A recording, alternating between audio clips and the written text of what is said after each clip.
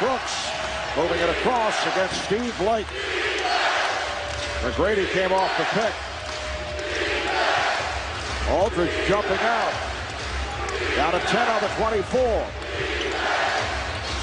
McGrady rebounded by Outlaw. And they'll play it out. Final seconds of overtime. Down to 3. Here's Roy. 1.9 to go. In overtime. Houston calls for time.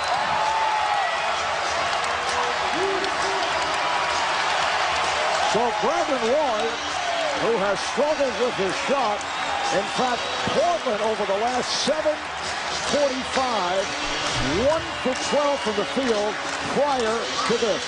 And you can tell that Nate McMillan must have told the team in the timeout, if we get a stop, take it in transition. Take a look and see what we can get. Maybe we'll get a better shot in transition than we would by calling a timeout and trying to run a set play against their set defense. 1 against 3, Roy comes up with a big jump shot. For the Rockets, that's their final timeout.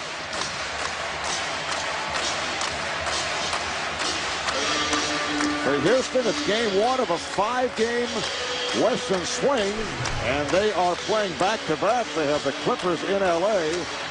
tomorrow night. We're down to 1 and 9/10 seconds to go. And you don't need a 3 right here. You're only down 2, so don't try to settle for a long 3. Try to take the best shot available. Rachel Alston will inbound. Nicholas Batum with that enormous wingspan defending on the inbound. Alston gets it in. Here's Yao Ming with a fadeaway. He's tied the game with 0.8 of a second remaining. Yao Ming was fouled. He will go to the line.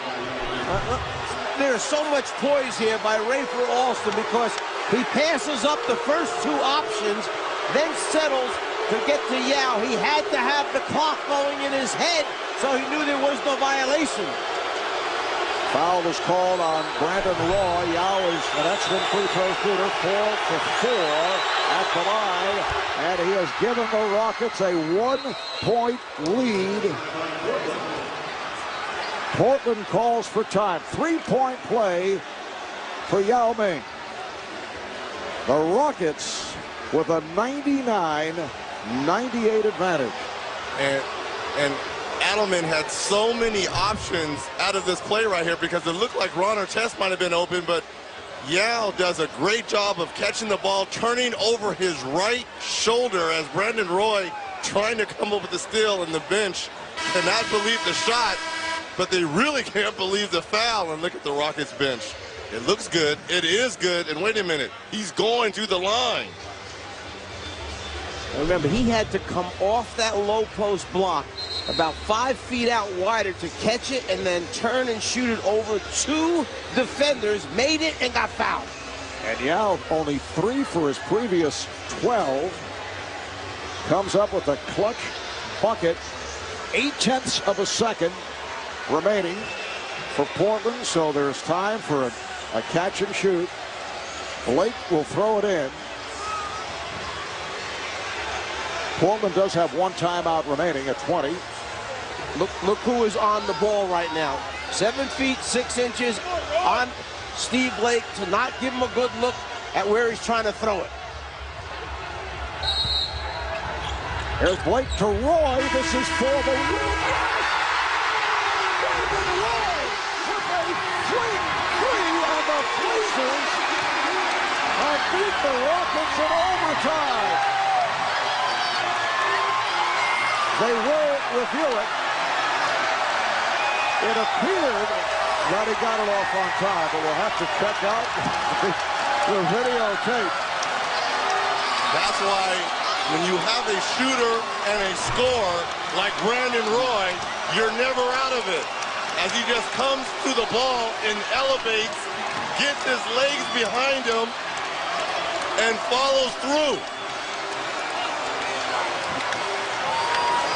A dramatic shot showing the strength of Brandon Roy to be able to get off that shot attempt from that distance, but they are reviewing it. The officiating crew checking it out at the official scorers table.